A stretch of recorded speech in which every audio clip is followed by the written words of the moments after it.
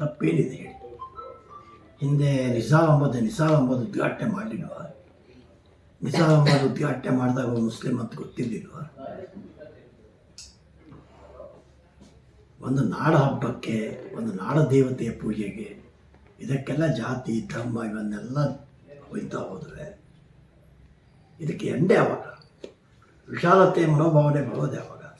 ಅಥವಾ ಜಾತ್ಯತೀತ ಸಮಾಜತೆ ನಾವು ಯಾಕಿದ್ದೇವೆ? ಒಂದು ಮಾತು ಯಾವಾಗೋ ಆಡಿದ್ದನ್ನೇ ಹಿಡ್ಕೊಂಡು ಇವತ್ತು ಅದನ್ನೇ ತಪ್ಪು ಮಾಡಿದ್ದಾರೆ ಅಂತಂದರೆ ಎಲ್ಲ ಕಾಲಕ್ಕೂ ಒಂದೊಂದು ತಪ್ಪು ಆಗಿರ್ಬೋದು, ಯಾವುದಾಗಿಲ್ಲ. ಈ ದೇಶದಲ್ಲಿ ನಾವು ರಾಷ್ಟ್ರಾಧ್ಯಕ್ಷರಾಗಿ ಅಬ್ದುಲ್ ಕಲಾಂ ಬಂದಾಗ ಸಂತೋಷ ಇಲ್ಲ? ಈ ದೇಶದ ಜನ ಸ್ವೀಕಾರ ಮಾಡಿಲ್ವಾ? ಜನ ಸ್ವೀಕಾರ ಮಾಡಿಲ್ವಾ? ಅಷ್ಟು ದೊಡ್ಡ ಯೋಗ್ಯತೆ ಇರ್ತಕ್ಕಂಥ ಮನುಷ್ಯ ಬಂದಿದ್ದಾನೆ, ಈ ರಾಷ್ಟ್ರ ಹೆಮ್ಮೆ ಪಡಲಿಲ್ವಾ? ಎಲ್ಲ ರಾಜಕೀಯ ಪಕ್ಷವೂ ಹೆಮ್ಮೆ ಪಟ್ಟಿದ್ದೇವೆ, ಅಬ್ದುಲ್ ಕಲಾಂ ಅಂತ ಒಬ್ಬ ಮನುಷ್ಯ ಸಿಕ್ಕಿದ ಈ ದೇಶಕ್ಕೆ ಅಂತೇಳಿ. ಒಂದು ವ್ಯಕ್ತಿತ್ವಕ್ಕೆ ಸಿಕ್ಕಿರತಕ್ಕಂಥ